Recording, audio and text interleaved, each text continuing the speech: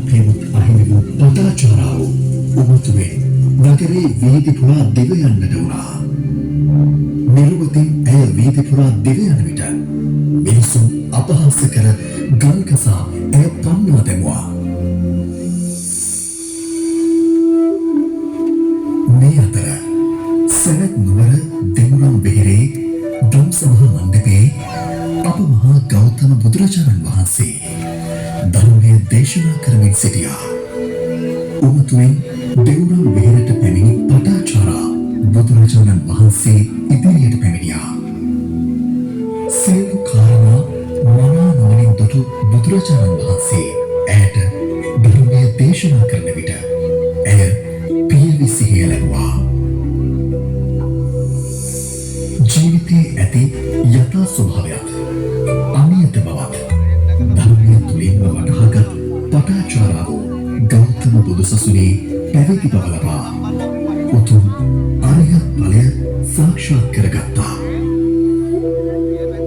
එමෙන්ම ගෞතම බුදුසසුනේ විනයධර භික්ෂුණීන් වහන්සේලා අතර අගතනතුරු ලබන්නත් පටාචාරා රහත් මෙහෙණින් වහන්සේ භාග්‍යවන්ත වුණා.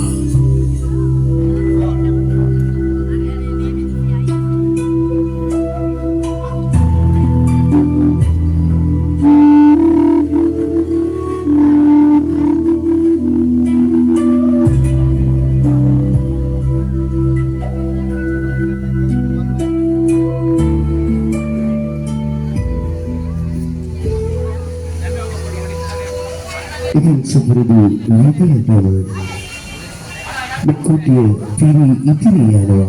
මා හිතන්නේ විනාඩි 20කට 25කට වරක් මේ තේමා කතාවක් ඔබ ඉදිරියේ අප ගෙනහැර පාඩු. ඉතින් මා හිතන්නේ කලින් සඳහන් කරපු පරිදි ඒ වෙසක් පොහොය දින ගිය මාසේ ආරම්භ වෙලා ඒ ගත වූ දින 15 තුළ ලක්ෂ 20කට අධික පිරිසක් මේ කුඩු රාජා නරඹීම සඳහා මේ ස්ථානයට පැමිණියා. ඉතින් අද මේ ගත වන මොහොතේ දැන් 20ක පමණ ආසන්නයි. ඉතින් අප 7:45ට පමණ අප ආරම්භ කළේ. මම හිතන්නේ මේ ගත වන්නේ දිනනතය.